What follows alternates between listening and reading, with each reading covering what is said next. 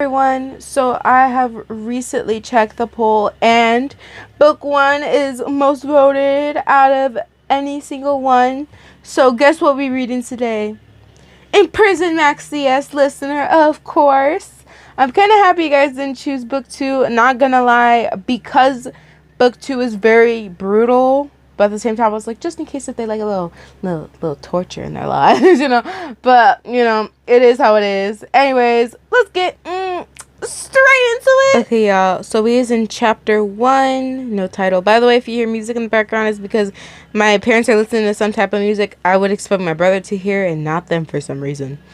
Anyway, chapter 1. The Monday sun was shining on the small town, illuminating the wet grass from the rainstorm they had that evening. Ryan didn't really notice the rainstorm, so she was surprised by the wet streets. Yesterday evening, she was just humbled in bed and probably just fell asleep as she didn't remember much. Work really pooped her out, so whenever she got the chance to sleep, she would take it. The feeling of the warm covers still loomed over her as she stood in front of the doorway of her apartment block.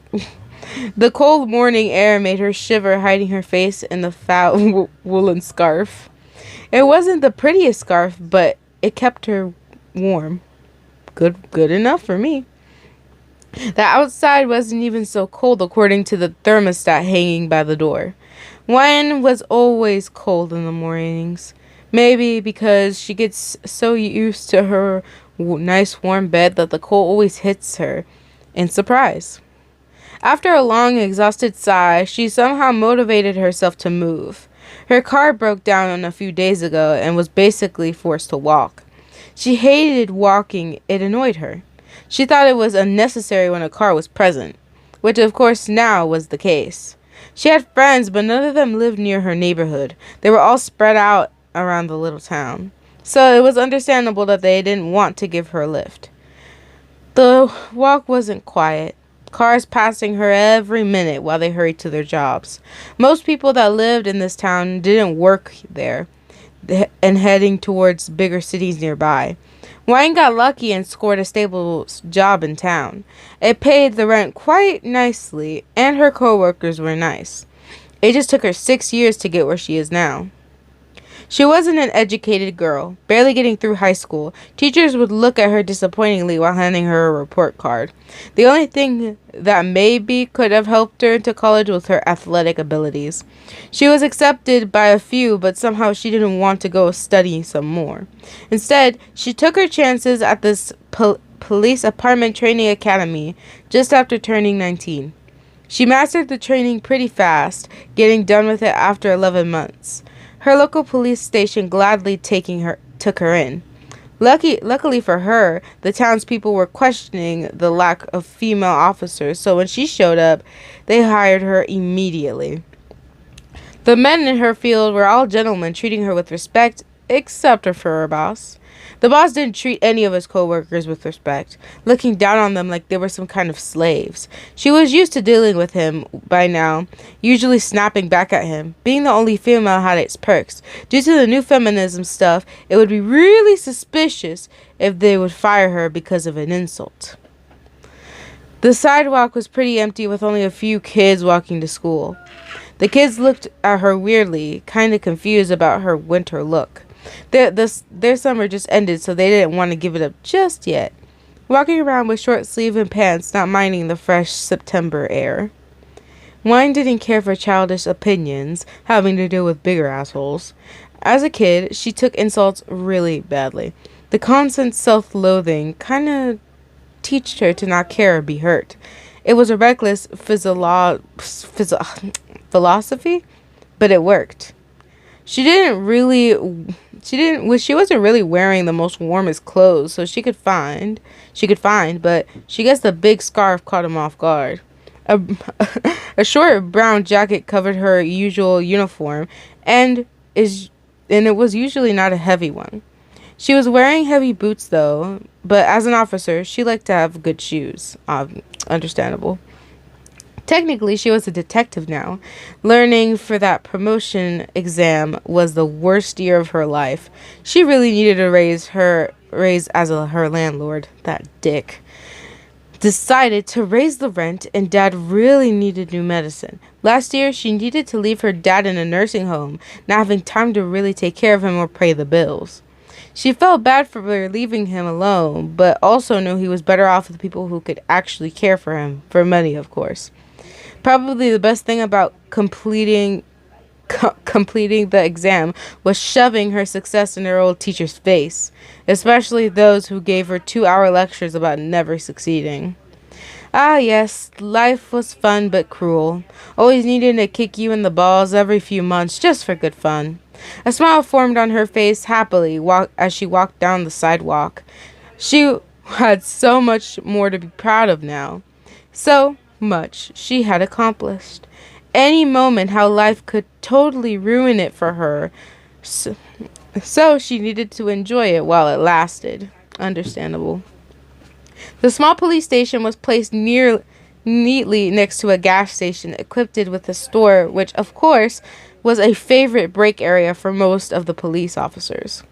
Even from afar, she could spot some of her co-workers desperately trying to flirt with the poor cashier, Melissa.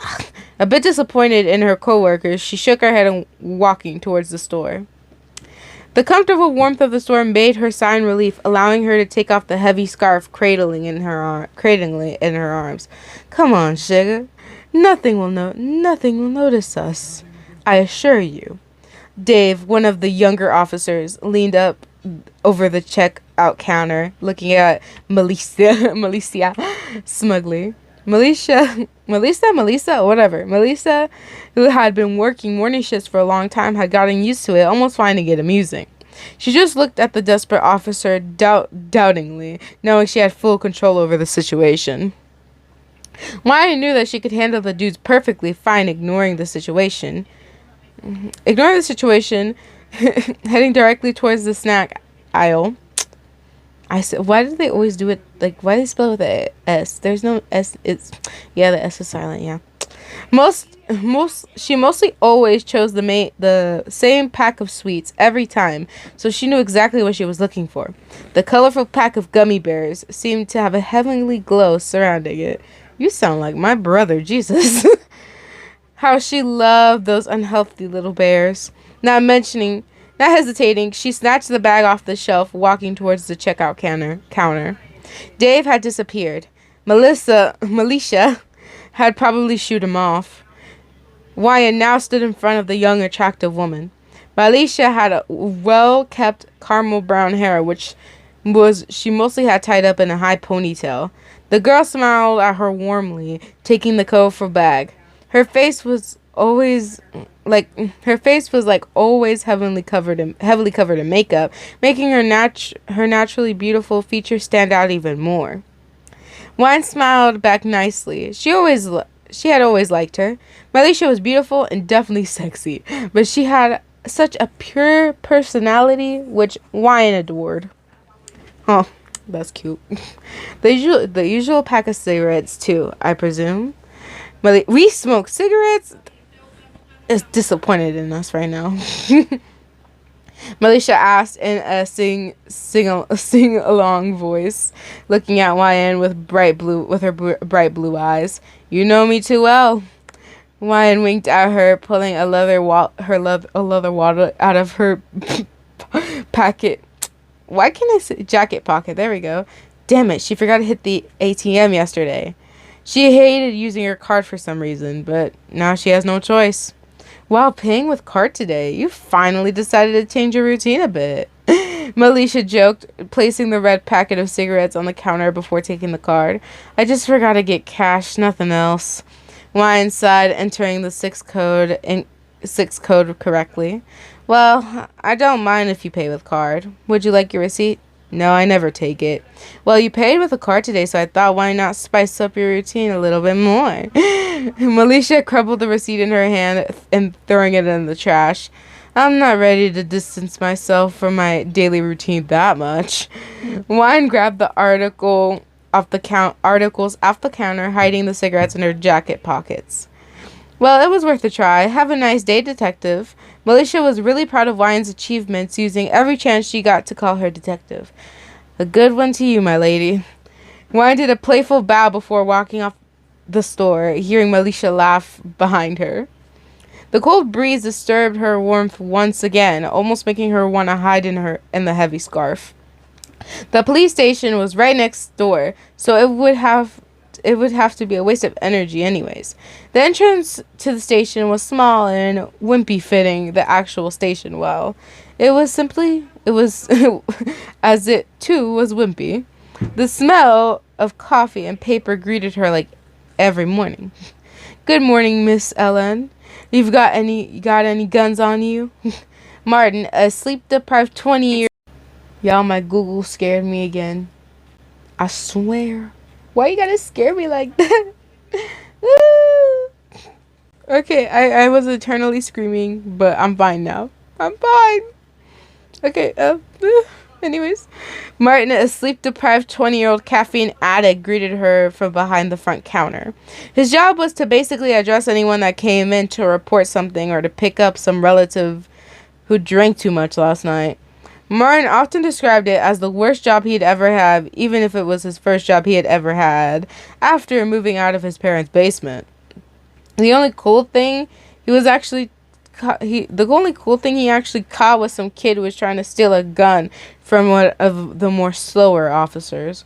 It was only a taser, but he tends to leave that part out of the story because he wanted to be cool. I have to walk through this metal detector anyways to get to my desk, so we'll figure that out together. Ryan quickly walked through the metal detector without any problems, smiling at Martin's yawn of boredom.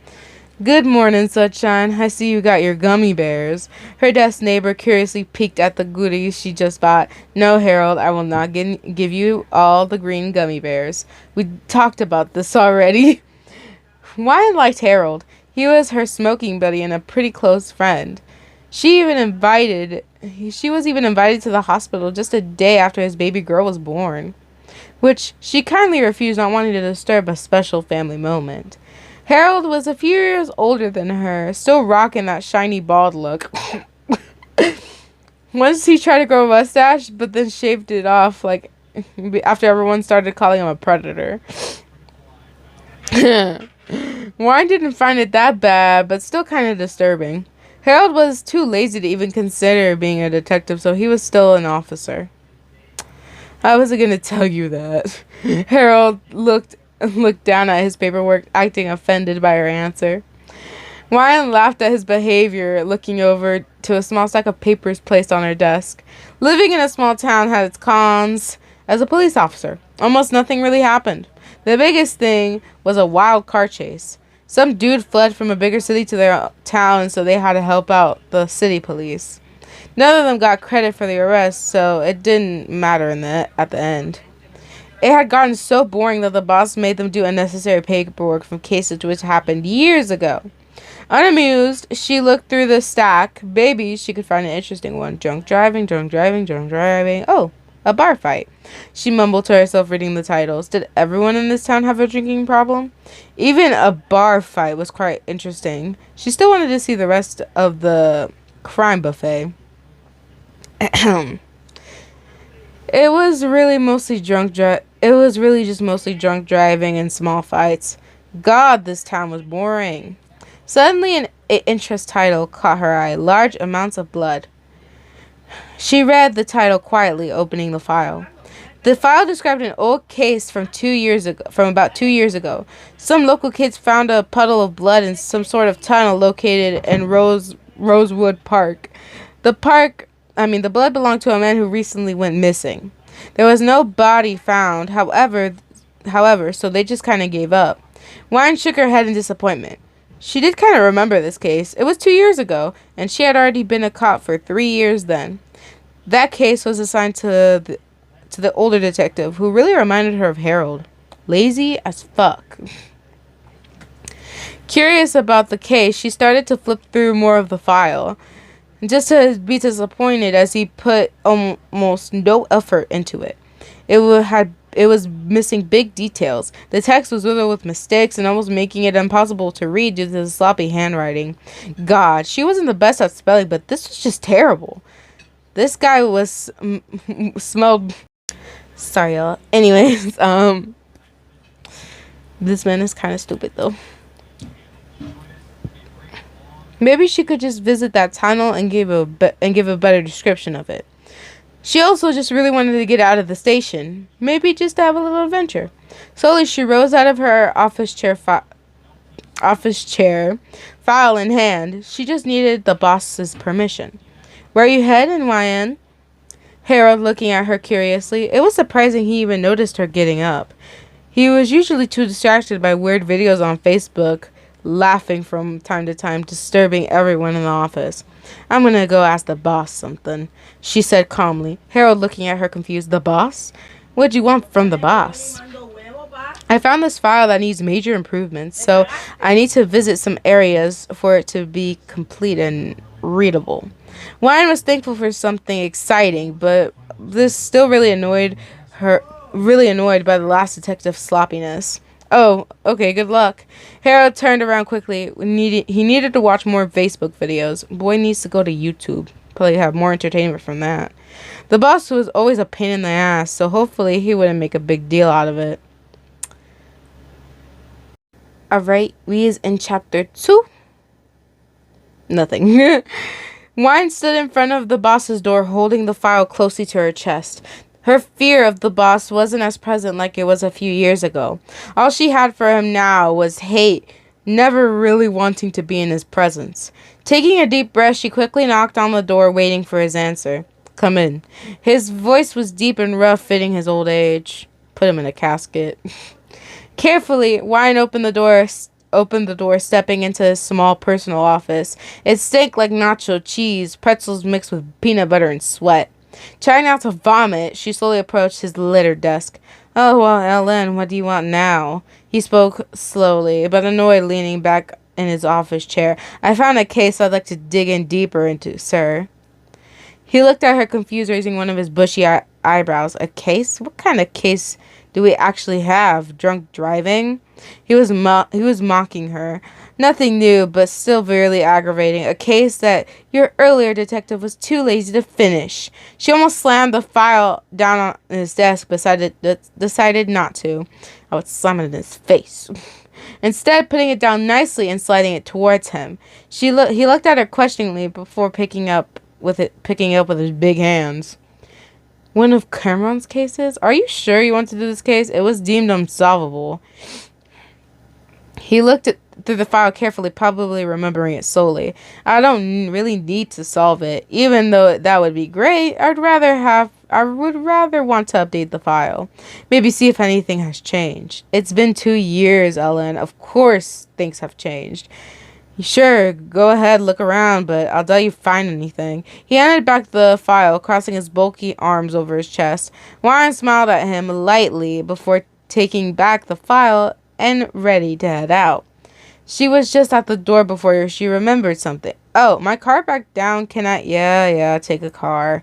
He waved her off, looking back to his computer, doing whatever he was doing. Wyan exited the office, happily escaping that horrid smell. The smell of coffee was always better. She was really lucky to catch him in a good mood. That meeting could have gone any longer. Way longer. Maybe even escalated into a fight. Happened plenty of times before. She decided to head to her desk first before leaving. Her jacket was still hanging on the chair, and there was really no way in hell she'd be leaving the station without a jacket. Harold didn't notice her return, still doing everything except work. Quickly, she snatched her jacket as well as hiding her gummy bears. The disappearance of her sweets being a constant problem made her to do so, Harold being the main suspect. Before leaving completely, she grabbing her cigarettes as well as her favorite yellow lighter decorated with red gummy bears. Now she was ready. Walking through the metal detector again like this morning, she turned towards Martin. Martin probably didn't have a busy day as his main occupation was slowly falling asleep, head resting on the front desk. Wine sighed before ringing the little service bell a couple of times. Startled by the sudden sound, he jerked back, finally awake. Martin, I need keys. Warren asked impatiently, tapping her finger on the desk. Martin was still getting over the shock, looking at her confused. Keys? She asked again, looking at her keys. She asked again, holding out her hand, waiting for what she requested. Oh, yeah, sorry. Martin disappeared under the desk before coming back up with a set of car keys. Now, please sign this form confirming that you have the key set 4. Number 4. Martin mumbled, handing her a wrinkled piece of paper along with a pen. Doing the same thing she did 1,000 times before, she quickly signed the form, heading out to get a car. Don't die. Martin waved her goodbye as she exited the station. The garage was way colder for some reason, kind of making her regret not bringing her scarf. Car number 4 stood right there waiting for her. Excited to escape the cold garage, she unlocked the door and hurriedly got inside, throwing the file on the passenger seat. It wasn't as cold, but still chilly.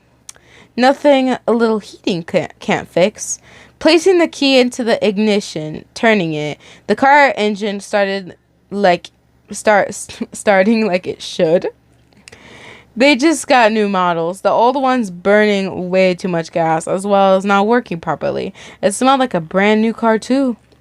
She searched for a little button located near the handbrake. After finding the little button and pressing it, the garage door lifted itself, allowing her to drive out into the streets. The morning traffic had calmed down, so it was easier to get around. Wyatt knew where Rosewood Park was. It had been her favorite park as a child. Little Wyatt loved exploring the woods and different trails.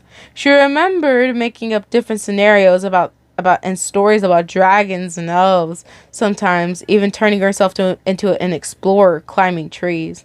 Now that she thought about it, it had been ages since she actually visited the park again. Probably about 3 years.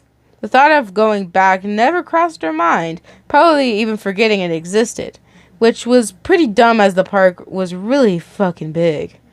It probably taking up a little less than half the town.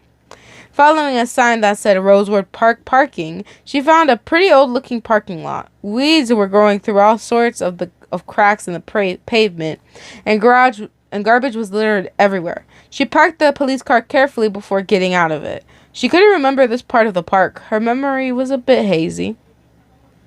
The file which she took with her described the location, but it really didn't tell her where it was. It was just that it was definitely in Rosewood Park. Imagine if it wasn't even in Rosewood Park. It was just entirely in a different place. I'd have been so mad. Taking the file off the passenger seat, opening it once, pulling it out of one of... Oh my god, it feels up. Opening it once again and pulling out one of the pictures before putting the whole file back in the car. She didn't want to risk losing it. It was time to play explorer like she was used to. The forest was just a few steps away from the parking, so she knew at least where the tunnel was kind of located.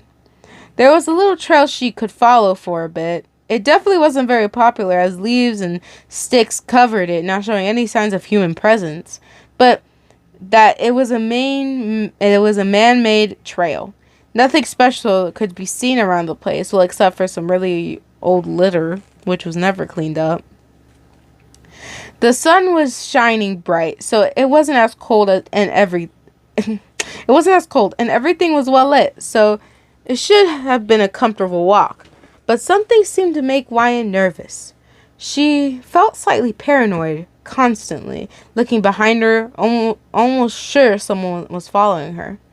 The further she would head into the forest, the more nervous she got. It wasn't like her to feel paranoid. The forest had drastically changed from when she was a child. The same forest being a safe place for her, but now she felt trapped by its trees. She just wanted to find that tunnel and get out of there. Just as she started to lose hope in ever finding that tunnel, the tunnel quickly came into view. The newfound confidence covered her paranoia as she walked towards the big tunnel, stopping a bit further away from the tunnel to getting a good look at it before really going into it. Standing behind some sort of ditch stone river, she just wanted to make sure that it was the correct tunnel. If it had multiple, she quickly took pictures as reference. It was a match. This was the tunnel someone was probably murdered in. The thought of standing in the tunnel, in a tunnel, something terrible happening in it, was exhilarating as well as frightening. What if the killer was still around? Just as that thought crossed her mind, footsteps could be heard deeper inside the forest. Someone was coming. Feeling paranoid, she practically dived into a nearby bush, waiting for whoever it was. She really dived in there. She's like, "Oh wait, I'm the police officer. I need to get out there." Oh my goodness. Two men came out of the forest, walking directly towards her, crossing the ditch filled with stones. One walked out of the forest, walking directly towards her, crossing the ditch filled with stones. One held her breath. She was an officer, so why was she so afraid of two simple civilians? A bit embarrassed, she almost exited her hiding place before she kind of recognized one of the men. She knew him, but from where? Wine couldn't get a great look at them as they passed her pretty fast. The thought that she might know one of them made her kind of rethink getting out of the bush. He was probably a local, and if he sees a new detective just randomly jump out of the bush, everyone else would know about it too. So now she wasn't hiding because of fear, but because of her pride. Was this an improvement? Probably not. The men started talking with each other, Wine automatically listening into their conversation. The echo inside the tunnel made it easy to do so. So this is where Alex, one guy with an uncertain tone, the other guy didn't answer, or she just didn't hear it. She wasn't sure. Do you know who the other guy was? The same guy questioned again. Were they talking about the body? If they were, she just got the biggest lead in history. A silent could be heard. What is gonna be heard? No one could be heard from the other guy as she heard footsteps. Polly started walking again. The echoing sound of their steps messed with their voices, so she didn't really get what they were saying. After a while, all she did hear was footsteps.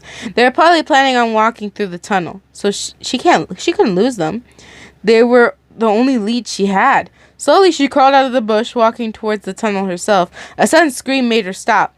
Crippling fear took over as an unexpected tears streamed down her face. Confused, she touched her red cheek. Why the hell was she crying? "Tim, come on, Tim!" One of the guys screamed, alarming her. Her training taught her to defend the civilians. Civilians. I can't say it anymore. Civilians. Always to be around when someone is being hurt. Defend the weak. But now, when someone really needed herself, she froze. She was paralyzed from not being able to move. Was it fear? Was she afraid in the first place? One of the men ran out of the tunnel in a panic. She was still standing behind some bushes, so he couldn't see her. She hoped. Suddenly, just as fast as it came, her fear was gone, like someone or something just took it away. Releasing her from a prison of fear and panic, she just stood there confused with unwanted tears streaming down her cheeks, remembering the man inside the tunnel, triggering her police instincts, running inside to help him. Once she got there, nobody could be seen or anything, just a dirty, empty tunnel. She could have sworn she didn't hear the other man run out. Could he have run out the other side? Running towards the other end of the tunnel as fast as she could, not wanting to be there one bit. She reached the other side, but nothing could be seen or heard. Not wanting to give up, finding him, she walked around a bit. It was useless. He was gone. Oh my lordy lord. What do you guys think? I mean, honestly, before we even start, let's get back to me. Wow. Oh my lord. So Tim, you know Tim? equals masky, I think. Because I think his name was Tim something. I don't know. But I'm pretty sure it's masky. Don't know what unsuspectedly happened. I don't know why we were randomly crying. Honestly, it's kind of interesting. And these, for some reason, for me, reading these chapters felt insanely long for some reason. Either I was reading it too fast and feeling it was so long. Like, I don't know. But I was getting tongue-tied. And myself was just like, are these long or is it just me? Which is good because, you know, we get more context and all that. So, I mean, it's okay, I guess. But let me know what you guys think will happen. Will she find Masky? Is there a hidden area in the tunnel? Or did they teleport or something like that? Because in some other things, there's like a certain thing. I don't know. Because there's a creepypasta universe. And then there's our universe. I don't know. Some people were making fanfiction like that. It was kind of interesting, not gonna lie. But I don't think that's the case here. Maybe there's a secret entrance in the tunnel or something like that. Or secret area in the tunnel. Who knows? We will find out in a next future video. But anyways, I hope you guys enjoyed. Like, subscribe, and hit the notification bell for more amazing videos, guys. If you guys have a theory maybe, or a suggestion of what happened to him, or if he's something bad, let me know in the comments down below. But anyways, without further ado, I gotta go because they're going crazy in there. I don't know what's happening in there. But anyways, bye and peace.